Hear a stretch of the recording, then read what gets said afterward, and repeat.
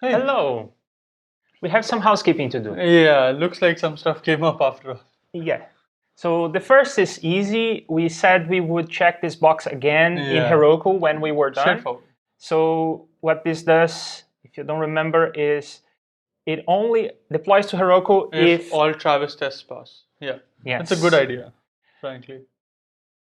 And that's thing number one. That Housekeeping, it's easy, right? Housekeeping part 2. We said that there was something that we didn't like about the coding Javalin, and then I fixed it, and they released a new version. So you sent in a pull request to the language, to the framework to Javalin itself. Yeah, that's nice. So this is a line that changed. This is something that changed, and that was me. I changed that in Javalin so that we could write better code. Yeah. So we want to update to Javalin 3.1.0. Yep. Currently we are latest. Latest and greatest. Currently we are in 3.0. Yeah, exactly. Yep. And this was released yesterday. So really the latest. We're on time. So we can come here to build Gradle and update this to 3.1.0. Like easy, so. And let Gradle download it. It's doing just that. And then we can come to the part of the code that I disliked and make it better. How? What exactly did you do? So the change that I introduced to Javalin is to allow these lambdas, these blocks of code with an argument, to throw checked exceptions. Okay. So this execute, and I think that even this create statement, they may return, they may throw SQL exceptions. And I couldn't let the lambda throw the exception itself, so I had to introduce the try catch. At that time, yes. Which is a terrible idea, right? It makes the code a lot harder to read. And can you imagine putting in like 15 different try catches for one event? I would not like that. Yeah, I wouldn't like that either. So I changed Javalin, and now you can throw checked exceptions. So we could get rid of these try catches. Okay. Everything should work. I haven't tested, but everything should work. Yeah, you can't remove the statement, can you? I believe that you might be. I may be able to say just this. Yeah, that's right. Take that out. And then we can say var here. Yeah, and you need to do the same for server stop. It's weird, I swear. Yeah, and now I can check if there is any try catches. No longer try catches, and the main class is already throwing the SQL exception that you. And this SQL exception is because we are running SQLite, and very few things can go wrong with SQLite. You probably never get this exception anyway, so it's fine. Pretty straightforward, yeah. Yeah, it's fine that we are letting main throw this exception. Yep. Okay. And yeah, this makes the code more readable, I believe. Yeah, easier to understand. And to be honest, I don't like try catches. Yeah, I don't like try catches either. So let's actually just see if it's running. Yeah, let's just run the server real quick. And while the server is running, I can show you what is part of the next housekeeping task. Here in Postman, I showed you how to run the tests that we wrote in the previous session by hitting send. And that runs the tests for this request. Yeah. Sometimes we want to run the tests for the whole the whole test suite. Yep. To do that, we can come here to run. And that opens this collection runner thing. Can you actually... Okay, I know the server started running, so can we go and check? Yeah. No. In the sense, the client itself. And just... Oh, you mean opening the browser? Yes. Oh, okay. I can do that. Let's see if we didn't screw up. I trust our tests. Yes. But yeah, here it is. We are able to create new items and everything. Okay. So coming here to Postman, we have this collection runner, and we are in the TODOOSE collection. And we are not using environments. We are running the tests only once, no delays, log, whatever. So run the whole suite. And then everything is passing. That's good. Okay, so now we know how to run the whole test suite using Postman, which means that the server is running in Javalin 3.1.0 just fine. Yes. So we can commit these changes. Yes. Let's go to a new branch. And do this. Fix update Javalin. Yes. And then we commit. So we went from Javalin 3.0.0 to 3.1. Oh, look at that. That doesn't work here. So 3.1.0. And then... weren't you trying a LaTeX thing? I was trying a thing that I have on my own machine. Okay. So now commit and push. And now I want to show you something really cool that I learned recently. What is it? In IntelliJ, there is a way for you to open pull requests. Oh. It's super cool. So I can create a pull request without going to GitHub. From this branch. They work a lot to integrate the GitHub API. Yeah. Okay. And then it's creating a pull request, and it has created a pull request. And then we can see pull requests from IntelliJ. We never have to go to GitHub. Don't ever say that, please. Yeah. But it seems like I cannot merge here. So I have to open this in GitHub. Well, anyway. You do have to go to GitHub. Thank God. Sort of cool. And I won't wait for Travis to finish. I'll just merge this because we have to keep the ball rolling. Yeah. That is not how you do actual development, by the way. Please wait for Travis to pass. Yeah. So now let's go back to master and delete that branch. Yes. Standard housekeeping. Yep. Deleting the branch on GitHub as well, though I have done that using the GitHub UI. Anyway, I thought that was cool and I wanted to show that. Yeah. So that was housekeeping task number 2, updating Javalin and getting rid of the try catches. Yeah. Housekeeping task number 3, we are running tests here in Postman locally. Yeah, you want this on Travis, right? I want the CI server Travis to run this test. You don't want constructor tests on Travis only. You want to see if your API works. Yeah. Fair enough. Because let's go to a build here in Travis. And the build is running some tests. The JUnit test. You mean, yeah. The one test that we wrote in JUnit many episodes ago. Yeah. But it's not running the API test that we've written, Yeah. And I would like that to happen in the CI as well. Well, to do that, I have to change the configuration in the CI. But what should I even do? Well, I only know how to run the tests using Postman. Is there a way to run the tests using the command line, which is what Travis does? Yes, there is. And if you go here to the toolbox, there is a link for you to learn more about this. It's called Newman. Do you get the joke? Yeah. It's clever. What is it? It's like it takes the man and then... No, it's not. Then what? Seinfeld. Oh! Newman. No! It was the... Nice. Hello, Newman. It was the mailman. Yeah, I know. Kramer's best friend. I always thought it was related to why... Yeah, I never thought it was related to the mailman Newman. I just thought it was related just because it's a man and... Yeah, no, it's the mailman in Seinfeld. Damn. I will give the people credit, their due creative credit then. Yep. So you can run tests from the command line. You can run Postman tests from the command line. It will run the whole suite if you want. And to get started, all you have to do is to install Newman and then to tell it to run using that JSON file. Yep. So that's another reason for us to have the JSON file in version control. Yes. It's kind of awkward to have to export and import the JSON file in Postman. Every time you have, But it's good because you can use Postman in CI. So let's see how that works. Here I am in the command line, and just to make things clean, I'm starting here from scratch. And then I will do what the CI does. It runs assemble, and that is to build the files. Are you simulating Travis? Yes, I am simulating what Travis is doing on my machine.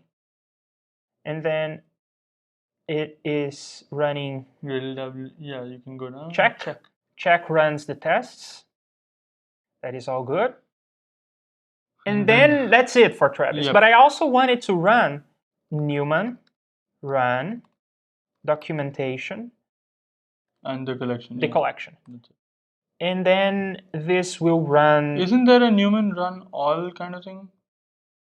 I don't think so. I don't know about it. And then this runs all the tests that we had on, I don't know why the terminal in IntelliJ flickers, but this is running all the tests that we were running from Postman on the command line. And all the tests are passing because our server is running, right? Yeah. So all the tests are passing here, and we even get some nice statistics and everything. And that's what we want to do in Travis. Yep. So let's configure Travis to do that using the Travis YAML file. So first thing is we are only using one JDK, so I can do this instead of having a list. Of whatever is possible. I just think this reads nicer. Well, first, I have Newman installed on my machine, but Travis doesn't have Newman. So I have to say install, and then give it the command line to install Newman. So what's going on with this and this? Well, I can show you the Travis documentation here in the docs, and I already know the basics, deployment guides. No, I'm used to seeing this in a smaller screen. Yeah, here, jobs and lifecycle. Okay, so here it is. When Travis is running your project, it does a bunch of things. Yeah. It first installs many things, and then it runs a script that is running our tests, and then it runs deploy, which is optional. Currently, we are not doing anything here. But yeah, so we have this chance to say something install, and that's what we are doing. So install runs before our tests, and in this case, we are telling it to install Newman. Yeah. And then we can say what to do to run the tests, and that's the script thing. Yeah. Indent. Yep. Well, we are overriding what Travis does inherently. Yes, we are overriding what Travis usually does. So we have to be now explicit and say the lines that we had here, like Gradle assemble.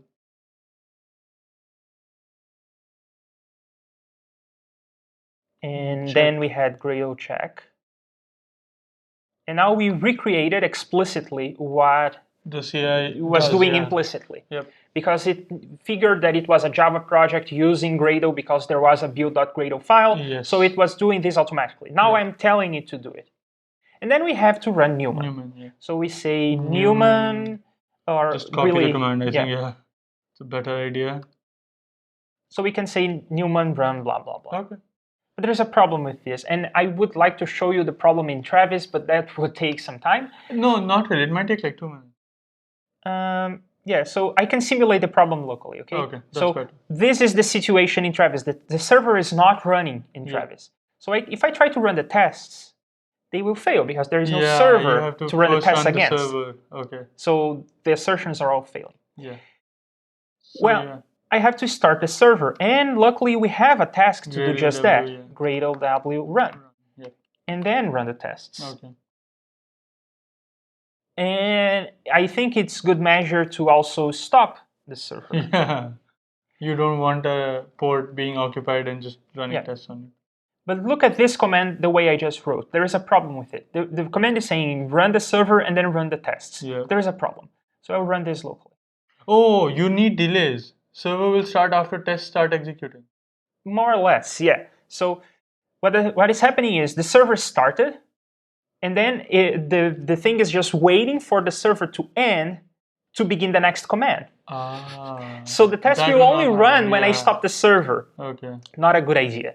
So what I want is to run this on the background. Yep. And if you don't know Bash, that's what this is doing, okay? So now this is running the server on the background. Yep.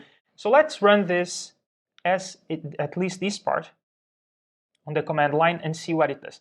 It just starts the server on the background. Yep. And then I can check what jobs are running on the background. There is this job running on the background. And I can even tell it to just kill this job number 1 that is running on the background.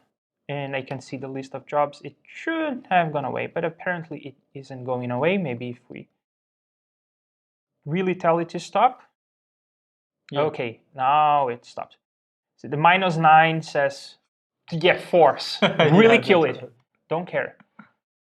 So with this, we are running the server and then running the tests, and then we can say the kill process number 1. Kill -9. Maybe. I don't think that the server will run into problems like it did every time. So I don't think that the -9 is necessary, but we'll test and see. Yeah. There is one final problem. Okay. There is one final problem, and I wish I could show you this in Travis, but it is a problem that only happens sometimes. And initially, I didn't even realize this was a problem, so I ran, and I was getting some builds to pass and some builds to fail, and I learned this. Weird. So what is happening is, I tell the server to run, and now see, 1, 2, 3, 4. It takes like 5 seconds for the server to start. Okay. If Newman starts to run the tests faster than 4 seconds, some tests fail. Yeah, that's what. Because the that's server, what I thought would be the problem when you said that you can't run it like this, because I thought it'd just be delays. Yeah. So here is a quick and dirty solution for this. There is no easy way, at least, for me to tell if the server has started. So I can just sleep for 5 seconds and hope for the best. So I'm giving the server 5 seconds to start. If it takes longer, then the test may fail, and I may need to increase this number. But the problem is, if I increase this number, I'm making my builds slower. So it's a trade-off. 5 seconds seems to be good enough in most cases. Yeah. So I'm going to go with that. Anyways, time your server. You'll find out. Yeah. And because I am doing all these tests, and this may break build, I don't know, I will do this on a branch. So come here. It will definitely. I should not say that. And Newman.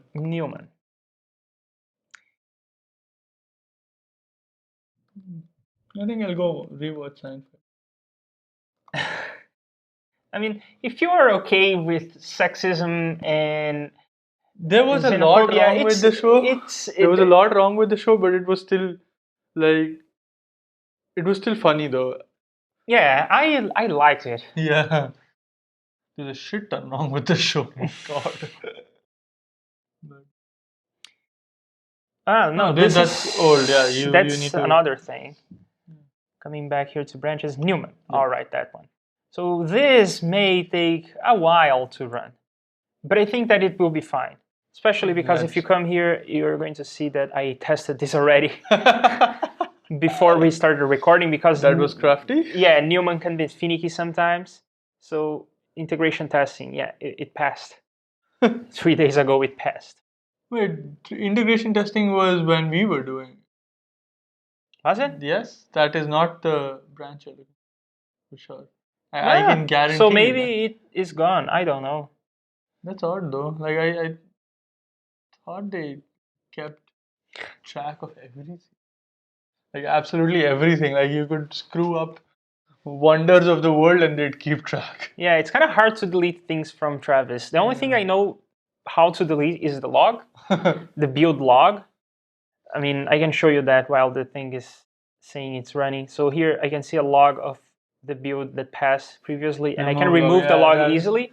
And that's because some people write some scripts that accidentally print stuff that shouldn't be in the log, like keys, wherever. Yeah. So it's easy to delete the log. But to delete the whole build, you have to contact their support. By the way, GitHub has now come up with a thing where they're scanning repositories and checking if there's like API keys and stuff published. And they're actually telling you it's a security vulnerability, get it out. Awesome. I think it happened like last week or something. Nat Friedman talked about it. Yeah, so I think that's all the housekeeping we have to do for now. And while Travis is taking its sweet time to do its thing, I guess we can wrap up. And if this goes wrong, we'll fix it in the next one. Yeah, fine. All right, see you. See you.